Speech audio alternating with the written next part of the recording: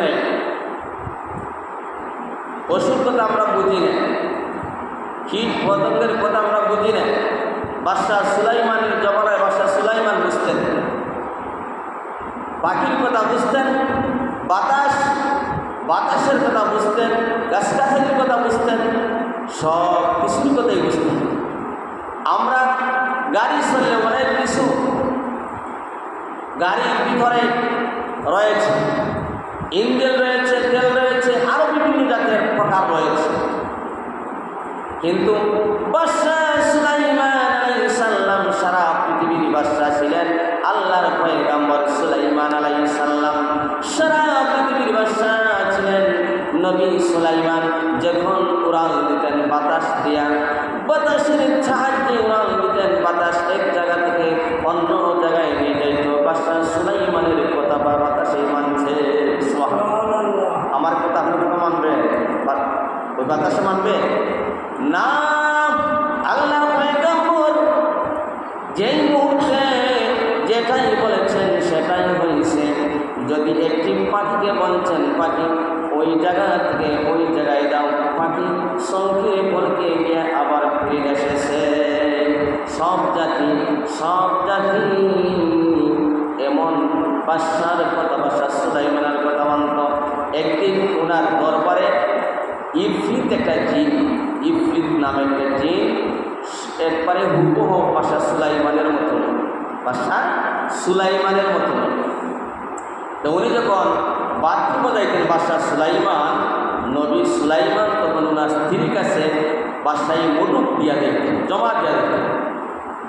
এই সুযোগে ইফরিত জিন সুযোগে যখন বাথরুমে গেলেন, ইফরিত জিন ওই সুযোগে ওনার স্ত্রীর কাছে বলছেন আমার মুকুটটা দিয়ে দাও। দেখা যায় অবিকল বাদশা সুলাইমানের মতো দিয়ে দিচ্ছে। এই ইফরিত জিন বাদশা সুলাইমানের মুকুট পরিয়ে সিংহাসনে বসে গেল। বসে যাওয়ার পরে বাথরুম সারি বাদশা সুলাইমান স্ত্রীকে বললেন আমার মুকুট দিয়ে দাও বলে তুমি কে? পাট সরে যাও। বাদশা সুলাইমান আশ্চর্য হয়ে, আমি আমার স্বামীকে মুকুট দিয়েছি, তুমি খেয়ে এসেছ? একবারে হুবহু বাদশা সুলাইমানের মতন ফিরছি। বাদশা সুলাইমান চিন্তায় পড়ে গেলেন, সিংহাসনে গিয়ে দেখেন সুলাইমান বসাত, আমার মতো নাকি সুলাইমান বসাত। বসলেন তুমি কে? বলে আমি সুলাইমান। আমি সুলাইমান। বলে যাও যাও, আমি সুলাইমান, তুমি কে এসেছ? আমি সবসময় এভাবে পরিচালনা করি আমার দেশটাকে, আমার পৃথিবীটাকে এভাবে পরিচালনা করি। তুমি এত বাটপারে কোথায় এসো? বাদশা সুলাইমান অসহায় হইয়া বাইতুল মুকাদ্দাসে চলে গেলেন। বাইতুল মুকাদ্দাসে চলে গিয়ে ইবাদত বন্দেগী করেন। অনাহারে খেয়ে কামাইয়ে কেউ চিনে না, কেউ জানে না, যেহেতু বাদশার মুকুট মাথায় নয়। চিন্তায় পড়ে গেলেন কীভাবে চলবেন, কীভাবে খাইবেন। এখন এই দেশ থেকে অন্য দেশে চলে গেলেন। আর চলে গেলেন, যাওয়ার পরে জেলে মাছ ধরে, মাইকল আমরা বলি, মাইকল মাছ ধরে। তখন সুন্দর একটি ছেলে এই জেলের মাইকল দেখে বলল তুমি কি আমাদের সাথে কাজ করবা? বলে হ্যাঁ আপনার সাথে কাজ করব। তখন তার সাথে জাল টাইমে কিছু মাছ বিক্রি করে এইভাবে চলতেছে। একদিন বাদশা সুলাইমান এরা সাথে নিয়ে গিয়া বিশ্রাম করার জন্য বিরাট একটি গাছের নিচে বিশ্রাম করেছেন। বিরাট আকার একটি গাছ বিশ্রাম করেছেন, বিরাট রথ। তখন হঠাৎ করে জঙ্গল থেকে আগাগর সাপ এসে বাদশা সুলাইমানকে ছায়া দিচ্ছে। সুবহানাল্লাহ। ওই করে একটি মহিলা, একটি মেয়ে বাদশা সুলাইমানকে দেখে পছন্দ করে নিলেন। খোঁজ করলেন বাদশা সুলাইমান কোথায় আছে। খোঁজ করে দেখলেন একটি বিরাট গাছের নিচে যখন রথ আসতেছে একটি আগাগর সাপ বাদশাকে ছায়া দিচ্ছে। পয়গম্বর সুলাইমান আলাইহিস সালামকে ছায়া দে। সুবহানাল্লাহ, সুবহানাল্লাহ। বাড়িতে আসলেন, বাবাকে খোঁজ করলেন। খোঁজ করে বলেন বাবা উনি তো সাধারণ মানুষ নয়, সাধারণ মানুষ নয়, উনি তো সাধারণ মানুষ নয়, একটু দেখব, একটু দেখে আসো, দেখে আসো। ওই গেলেন বাদশা সুলাইমান, আল্লাহর পয়গম্বর বাদশা সুলাইমান দেখার জন্য গেলেন। বিরাট আজাগর সাপ রথের তাপ ফিরাইতেছে, কিভাবে ফল মেলে রথ ওনার মাথায় লাগতে পারে নাই। আজাগর সাপ রথকে ফিরা। দেখে আশ্চর্য হয়ে গেলেন। সাধারণ মানুষটা তো ওনার সাথে এমনি কাজ করে আমাদের সাথে এভাবে ওই যে ইফরিত জিন তখন ওই যে পরিচালনা করে বাদশাহ সুলাইমানের মধ্যে করে না, ত্রুটি আছে পরিচালনার মধ্যে, ত্রুটি আছে। যা মানুষ আছে এই দরবারে তখন তারাই বুঝে নিল তো বাদশাহ সুলাইমান নয়, বাদশাহ সুলাইমানের মতন নয়, বাদশাহ সুলাইমানের কত ভালো ব্যবহার, কত ভালো ব্যবহার, কোনোদিন আমার সাথে খারাপ ব্যবহার করে নাই, এত আমাদের সাথে খারাপ ব্যবহার করে আমাদের মনে হয় এই বাদশাহ সুলাইমান নয়। এই সময় তৌরাত কিতাব ছিল, তৌরাত কিতাব তখন আলী উলামা সব একত্রিত হয়ে তৌরাত কিতাবের খতম আরম্ভ করলেন এই বাদশার দরবার বসে, বাদশাহ সুলাইমানের দরবার বসে যখন শুরু করলেন খতম, ইফরিত জিন কম্পন শুরু হয়ে গেল শরীরের মধ্যে, আর থাকতেই পারে না। তখন বুঝতেই আর বাকি রইল না, ওই দরবারের যা মানুষ ছিল সব মানুষ হঠাৎ করে মুকুট রেখে ওই ইফরিত জিন জঙ্গলে পলায়ন করল। ওই মুকুট নিয়ে বাদশাহ সুলাইমানকে খুঁজতে শুরু করলেন, খুঁজতে খুঁজতে ওই দেশে গেলেন, গিয়ে দেখলেন আমাদের বাদশাহ সুলাইমান ওই গাছের তলে বিশ্রাম করে। বাদশাহ সুলাইমানকে দেখে বললেন, ও আল্লাহর পয়গম্বর বাদশাহ সুলাইমান, আজকে কয়েক মাস হয়ে যায় আপনাকে দেখি না, কারণ কি?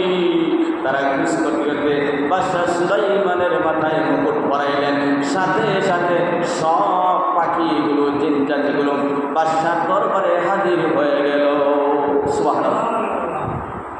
বাদশাহ সুলাইমান আবার দরবারে আসলেন, আসার পরে পরিচালনা হচ্ছে কত সুন্দর, আর কোন ত্রুটি ইফরিত জিনকে কীভাবে ধরা যায়, ইফরিত জিনকে সাগরও ডুবতেছে, সাগর থেকে ধরে জিন দ্বারায় জিন দিয়া সাগরের নিচ থেকে তুলে আনলেন, আনিয়া ওই ইফরিত জিনকে বড় একটি ডেকের মধ্যে পড়ে সীসা গলাইয়া সাগরও নিক্ষেপ করে দিলে। দেখেন বাদশাহ সুলাইমান আল্লাহর পয়গম্বর ইফরিত জিন কি করেছে। বাদশাহ সুলাইমান কয়েক মাস এভাবে ছিলেন, আল্লাহর পয়গম্বর বাতাসে যার কথা মানত, গাছের কথা বুঝতেন, এই সুলাইমানও এমন হয়ে গিয়েছিলেন। কিন্তু আবার আল্লাহ কাউকে পরীক্ষা নেওয়ার জন্য কিছু কিছু জিনিস করে থাকে। কিন্তু বাদশাহ সুলাইমানকে পরীক্ষা করছেন, কিন্তু বাদশাহ সুলাইমান বিদ হয় নাই, বিশ্বস্ত হন নাই, কিন্তু ঠিক মতোই আল্লাহর ইবাদত করেছেন। আমরা যদি সামান্যভাবে দুঃখ বেদনা এসে যায় কারো কাছ থেকে, আমাদের মন দুর্বল হয়ে চাই তার প্রতি এবং প্রতি সাধনা করার জন্য, অথবা কিছু করতে চাই কিন্তু ধৈর্য ধারণ করতে পারি না, সবুর করতে পারি না। যদি মহামারী আমাদের বাড়িতে আরম্ভ হয়ে যায় তাহলে ওই সহ্য করতে পারি না, কোনো না কোনো কারণে মানুষ থেকে পরীক্ষা করে, এই পরীক্ষা যা উত্তীর্ণ হয় পাশ করে তখন তার জন্য বড় নিয়ামত, বড় পুরস্কার। আমি আপনাদের সামনে যে আয়াত পাঠ করেছি সূরা বাকারা, আল্লাহ তাআলা বলেন, ইয়া আইয়ুহাল্লাযীনা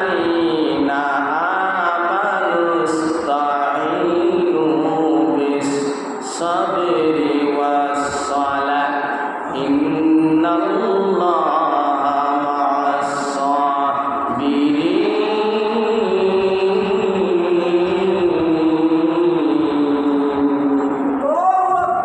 আল্লাহ তাআলা বলেন, হে বান্দা, নামাজের মাধ্যমে আমার কাছে সাহায্য প্রার্থনা করো। কথাটা বুঝছেন?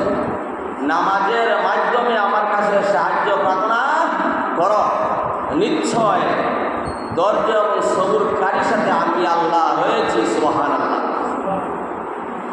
আমার রাসূল, দয়ার রাসূল বিপদের সম্মুখীন দেখলে সাথে সাথে ওযু করে নামাজে পড়ে যাইতেন, সিজদায় পড়ে যাইতেন। বিপদ যখন আসত তখন আমার রাসূল, দয়ার রাসূল সিজদায় পড়ে আল্লাহর কাছে কাঁদতেন, আল্লাহ জানি কোন সময় কোন মুসিবত এসে যায়, আমার উম্মতদেরকে তুমি মুসিবতকে উদ্ধার করো, ক্ষমা করো, এভাবে কাঁদতেন। কিন্তু মুসিবত আসলে দৌড়াই অন্যের কাছে, কিন্তু নামাজ পড়া সাহায্য চাইব কার কাছে? আল্লাহর কাছে।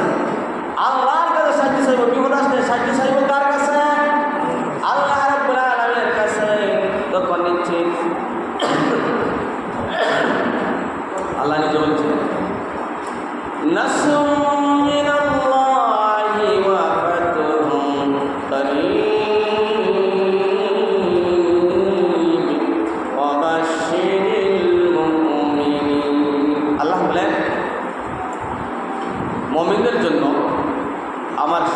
নিকটবর্তী, কারীব সতর্ক নিকটবর্তী। ও বাশশিরিল মুমিনিন, মুমিনদের জন্য আল্লাহ কি বলছেন, নামাজ যারা পড়েন তারা ইমানদার মুমিন, তাদের জন্য আমার আল্লাহ সাহায্য করবেন। এই জন্য বিপদে পড়ে গেলে সাহায্য চাইব আল্লাহর কাছে, ধৈর্য ধরবো আল্লাহর কাছে। তাহলে সাহায্যের মাধ্যমে, ধৈর্যের মাধ্যমে আমার আল্লাহ তাআলার কাছ থেকে সাহায্য আসবে। আমার কথা নয়, কার কথা? আল্লাহর কথা। কিন্তু ধৈর্য ধারণ করতে হবে, সবুরের মাধ্যমে জীবন গড়তে হবে। তাহলে দেখবেন এমনি আপনি আনন্দ আর খুশি হয়ে যাবেন। এমন সাহায্য আসবে যে সাহায্য পাইয়ে আপনি খুশি আর আনন্দ হয়ে যাবেন। সুবহানাল্লাহ। আল্লাহ রাসূল সাল্লাল্লাহু আলাইহি সাল্লাম মদিনার মুখে মক্কার জমিনে বকরি চড়াইছেন। সব নবীরা বকরি পাচ্ছেন। কি বলেন? সব নবীরা 1,00,000 মতান্তরে 2,26,000 নবী পৃথিবীকে আগমন করেছেন। সব নবীরা বকরি চড়াইছেন। আমার রাসূল বকরি চড়াইতেন, আরও রাখালেরা রাসূলের সাথে মিলে বকরি চড়াইতেন। যখন আরব দেশে রৌদ্র পরে যাইত, রদ উঠে যাইত, তখন অন্য বকরি চালকগুলো, রাখালগুলো রোদে জ্বলত। কিন্তু আমার রাসূল এখন নবী অতি পান নাই, শুধু বালক। ওই নবীর গাছ হেঁটে হেঁটে নবীকে ছায়া দিত। অন্য রাখালেরা বলতেন, বুঝি না রে মুহাম্মদের উপর কি রহমত, কি দয়া রে, কি রহমত, কি দয়া বুঝি না। আমরা যখন হাঁটি গাছে আমাদের ছায়া দেয় না, মুহাম্মদ রৌদ্র বসতে পারে না, আসমানের সাজ এসে আমার মুহাম্মদকে ছায়া দেয়। সুবহানাল্লাহ। আল্লাহ রাসূল সাল্লাল্লাহু আলাইহি সাল্লাম বকরি চড়ানো অবস্থায় কোনদিন কষ্ট পান নাই, কোনদিন কষ্ট পান নাই। আমার রাসূল নবীকে সাহায্য করেছেন, আমার রাসূলকে দয়ার আল্লাহ সাহায্য করেছেন। নবীজির শত্রু জেগে গেল। নবীকে আল আমিন, কাফির কুফররা, বেঈমানেরা, নাস্তিকেরা বিশ্বাস করে স্বর্ণ টাকা জমা দিত, স্বর্ণ টাকা জমা দিত। একদিন আল্লাহ রাসূল সাল্লাল্লাহু আলাইহি ওয়াসাল্লাম নবুয়তির পরে বললেন, আমি তোমাদেরকে একটা কথা বলবো, আসো। ওই পাহাড়ে চলে গেলেন। হাজার হাজার মানুষেরা নবীর কথা বিশ্বাস করে, হাজার হাজার সব মানুষেরা বিশ্বাস করে পাহাড়ে চলে গেলেন। পাহাড়ে ছেড়ে উঠে রাসূল বললেন, আমি একটা কথা বলবো, তোমরা কি বিশ্বাস করবে? হে মুহাম্মদ, কোনোদিন তোমার কথা বিশ্বাস করি নাই, বিশ্বাস করে বলে তোমার কাছে স্বর্ণ জমা দিয়েছি, টাকা, কোটি কোটি টাকা জমা দিয়েছি, এই তোমাকে বিশ্বাস করি, বলো বলো বলো। সব মানুষেরা বললো, হ্যাঁ বলো। নবী বললেন, তোমরা কি বিশ্বাস করবো? আমি একটা কথা বলবে, হ্যাঁ যা বলো বিশ্বাস করবো। নবীজি বললেন, তোমরা বলো লা ইলাহা ইল্লাল্লাহু মুহাম্মাদুর রাসূলুল্লাহ সাল্লাল্লাহু আলাইহি ওয়াসাল্লাম। সব মানুষেরা শিক্ষা দিয়া বলল, এতদিন বলছি নবী মুহাম্মদ বিশ্বাসী, এখন তো দেখি না নবী বিশ্বাসী নয়। হক কথা বললে বাবার কাছেই ভালো না। কি বলেন? হক কথা বললে বাবার কাছে ছেলে ভালো না, মেয়ে ভালো না। বাবা বলে মেয়ে ভালো না, এর হক কথা বলছে না।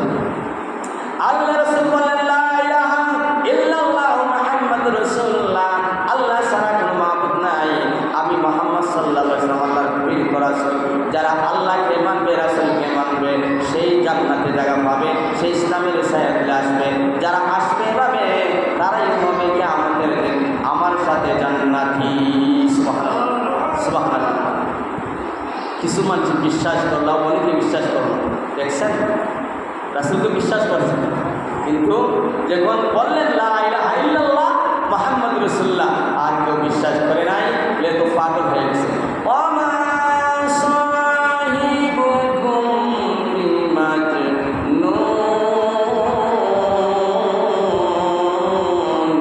তারা বলে নবী পাগল হয়ে গেছে, বিমাজনুন, নবী পাগল হয়ে গেছে, নবী যা বলে তাই করে, তাই বলে তাই করে। নবী কথা যারা মানে তারা শান্তি পায়, আমরা নবীর কথা মানব না।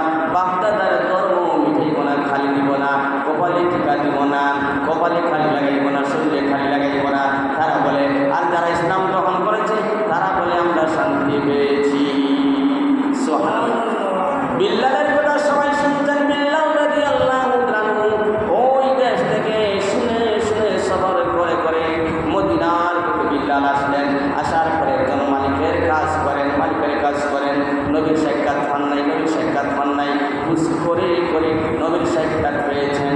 নবীর সাক্ষাৎ হওয়ার পরে বিল্লাল বললেন, ইয়া রাসূলুল্লাহ, ইয়া হাবিবাল্লাহ, আমি ওই দেশ থেকে, এমন দেশ থেকে আসলাম, আপনাকে খোঁজ করে আপনার পাইলাম। আমার মনে বড় আশা, মনে বাসনা, ইয়া রাসূলুল্লাহ, ইয়া হাবিবাল্লাহ, আপনি কলিমা পড়ান, আমি মুসলমান হয়ে যাব, আমার খুব শান্তি লাগে।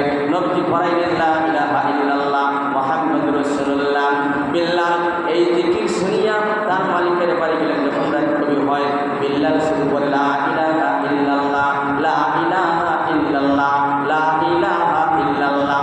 এই শব্দ মালিক গভীর রাতে তার কারণ যখন গেছে, দরজা খুলে বাইর হয়ে বিল্লালের দরজায় কান লাগাইলেন। দেখেন বিল্লালের মুখ থেকে এই আওয়াজ আসে। দমকি দিলেন বিল্লাল, থামো থামো থামো, এই শব্দ তুমি কোথায় পাইলে? দরজা খুলো। মালিকের কথা তো মানতে হয়। দরজা খুললেন, মালিক দরজা খুললেন, শাবক আনলেন। ও বিল্লাল, তুমি কি করেছ? আমার জীবনে কত কাজ করনেওয়ালা রেখেছি, কিন্তু এই শব্দ তো কেউ মুখে শুনি নাই। বিল্লাল বলে, আমি নবীর কাছ থেকে আমি ঘরে এনেছি, আল্লাহ ছাড়া কোনো মাবুদ নাই। যাকে সৃষ্টি করেছেন পৃথিবীকে আল্লাহ সৃষ্টি করেছেন, এই আল্লাহর নাম আমি করি, তোমার কি আসে যায়? মালিক শাবক দিয়া পিটানো শুরু করেছে, চামড়া পেটে পেটে রক্ত পরে জমিনে। আর বিল্লাল বলেন লা ইলাহা ইল্লাল্লাহ, লা ইলাহা ইল্লাল্লাহ,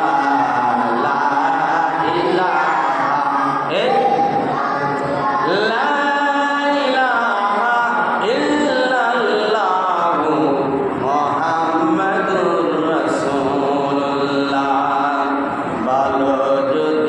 বাসতে হয় নবীকে বাস। বলেন, ভালো যদি বাসতে হয় নবীকে বাস, মন যদি দিতে হয় নবীকে দিও, প্রাণ যদি দিতে হয় নবীকে দিও।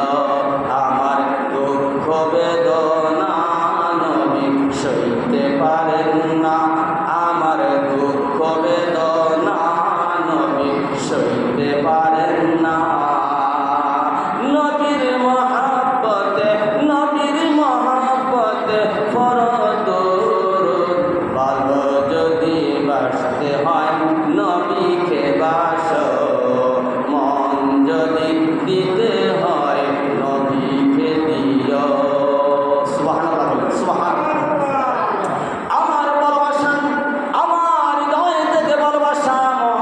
নবীকে ভালোবাসতে হবে, ইমানদার হওয়া যাবে না। নবীকে ভালো না বাসলে ইমানদার হওয়া যাবে না। আপনার বাবার কাছ থেকে, মার কাছ থেকে, ছেলের কাছ থেকে, দাদার কাছ থেকে, আত্মীয় স্বজনের কাছ থেকে উঠি বেশি আমার নবীকে ভালোবাসতে হবে।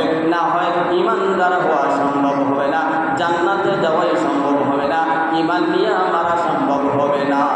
সুবহানাল্লাহ, সুবহানাল্লাহ।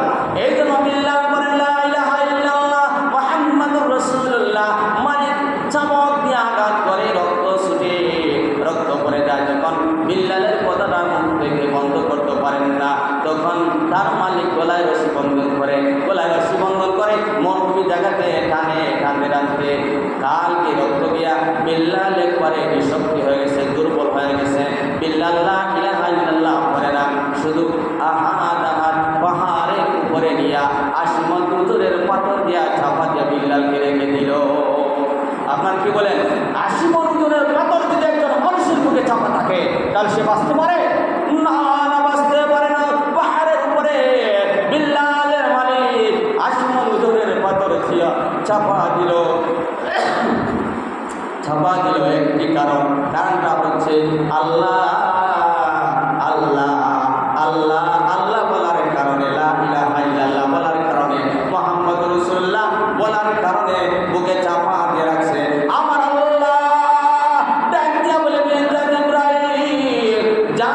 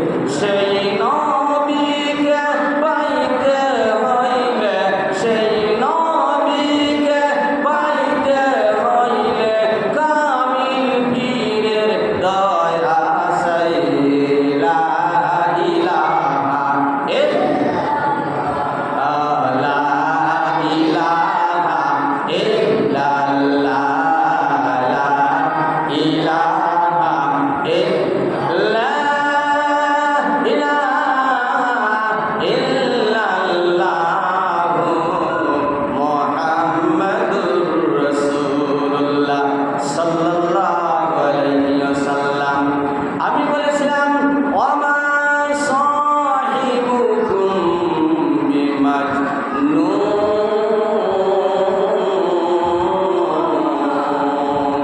ওই কাফির কুফাররা বলে মুহাম্মদ পাগল হয়ে গেছে, মজনুন হয়ে গেছে, মুহাম্মদ পাগল হয়ে গেছে। আমার আল্লাহ বলেন তোমাদের সাথে পাগল নয়, তোমাদের সাথে পাগল নয়, উনি হচ্ছেন দিনের বাতি, দিনের নূর, পৃথিবীর নূর, পৃথিবীর নূর নিয়ে এসেছেন। সারা পৃথিবীতে নূর পৌঁছাইবেন, দিনের বাতি পৌঁছাইবেন, কোরআনের আলো পৌঁছাইবেন। খবরদার খবরদার, আমার নবীকে পাগল বলিও না। নবীরে পাগল বলেন নাই, কি বলেন? মাজনুন বলেন নাই, নবীকে মজনুন বলেছেন, পাগল বলেছে কাফির কুফাররা। কেন? একটাই কারণ, শুধু সত্যের আহ্বান দেওয়ার কারণে নবীকে পাগল বলেছে। সত্যের আহ্বান, সত্যের ডাক যখন দিয়েছেন, লা ইলাহা ইল্লাল্লাহ মুহাম্মাদুর রাসূলুল্লাহ, সাথে সাথে নবীকে মজনুন আর পাগল বলেছে। সামনের দেশ থেকে সফর করেন যখন কাফির কুফাররা, সফরে যাবেন, একটি মুহূর্তে উতবা, সাইবা, আবু জাহেল, বড় বড় কাফেররা বলল, তোমরা কোথায় যাচ্ছ? সফরে যাচ্ছি। তাদের সাথে দেবতা থাকতো, মাটির দেবতা, সূর্য দেবতা নিয়ে সফর করত। তারা বলে দিলাম, খবরদার, সাবধান সাবধান, মুহাম্মদকে দেখে যাই, নাকি পাগল রাস্তায় বসে আছে, কি পাগল রাস্তায় বসে আছে। তারা গেল না, সফর করলো। সফর করে ব্যবসা বাণিজ্য করিয়া কিছু মানুষ বলে, হায় মুহাম্মদ একবার দেখে যাই। আবু জাহেল বাসাইবা নিষেধ করেছে, তাকে একবার দেখে যাই। সব মানুষ, 6,700 মানুষ মুহাম্মদকে দেখার জন্য রাস্তায় দেখে, নবীজির চেহারা দেখে, চেহারায় নূরের মতন ঝলমল করে, সূর্যের আলো থেকে আরো বেশি আলো দেখা যায়। সব মানুষরা বলো, তুমি কি মুহাম্মদ? হ্যাঁ আমি মুহাম্মদ, আমি মুহাম্মদ। আলে বলো তো, তুমি মুহাম্মদের প্রমাণ কি? নবীর প্রমাণ কি? তুমি নবী হয়েছ? নবীজি বললেন, তোমাদের সাথে যে মাটির দেবতা রয়েছে, ওই দেবতা আমার নবীর প্রমাণ, আমার নবীর প্রমাণ, মুহাম্মদের প্রমাণ। তারা সবাই বললে, পাগল, আমার সাহিবকুম বিমাজনুন, সে পাগল। আমরা যে বলি পাগল, বা সাহিব আব্দুল বলছে সে পাগল। মাটির কথা বলে, মাটি কথা বলে, কি বলেন? মাটি কথা বলে না। তাদের হাত সাথে তো দেবতা, মাটির দেবতা। একজন বলে উঠলে, হ্যাঁ তোমরা কথা বলি না নবীর সাথে, মুহাম্মদের সাথে আমি কথা বলবো। বলে, হ্যাঁ তুমি বলো। বলি বললাম, তোমার প্রমাণ যদি দেবতা হয়ে থাকে, মাটি হয়ে থাকে, তাহলে তাদেরকে তুমি কথা বলাও। নবীজি বললেন, ও মাটির দেবতা, আমার পক্ষে তুমি কথা বলতে থাকো। ওই মাটির দেবতা বলে উঠল, আশহাদু আল্লাহ ইলাহা ইল্লাল্লাহ ওয়া আশহাদু আন্না মুহাম্মাদান আবদুহু ওয়া রাসূলুহু। সুবহানাল্লাহ, সুবহানাল্লাহ। মাটির জবান খুলে গেল, স্পষ্ট ভাষায় বলে দিল। কাফির কুফাররা আশ্চর্য হয়ে গেল।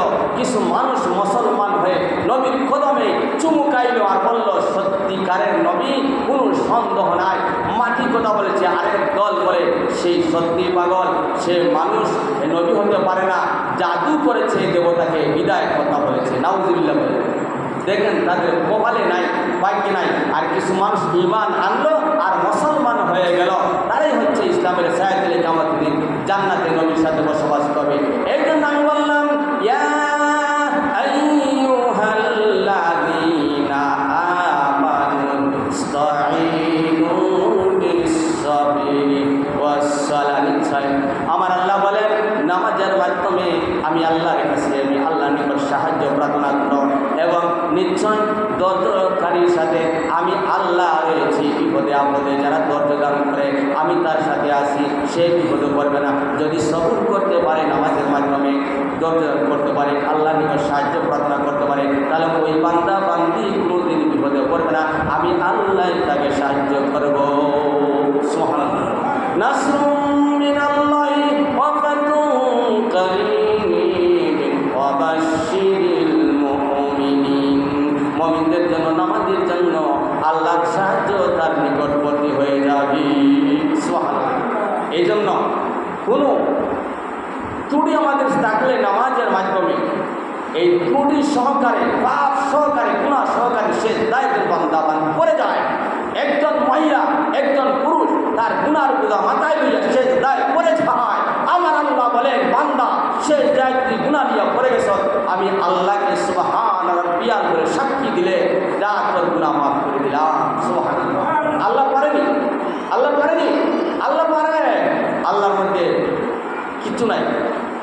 কিন্তু নাই, আল্লাহ বান্দার জন্য সব খুলে দিয়েছে। যদি বান্দা সেজদার মধ্যে সেজদা দিতে পারে, ডাকার মতন ডাকতে পারে, আর নবী মুহাম্মদ সাল্লাল্লাহু আলাইহি ওয়াসাল্লাম ভালোবাসা নিয়ে ডাকতে পারে, তার গুনাহগুলি থাকবে না, তার গুনাহগুলি থাকবে না।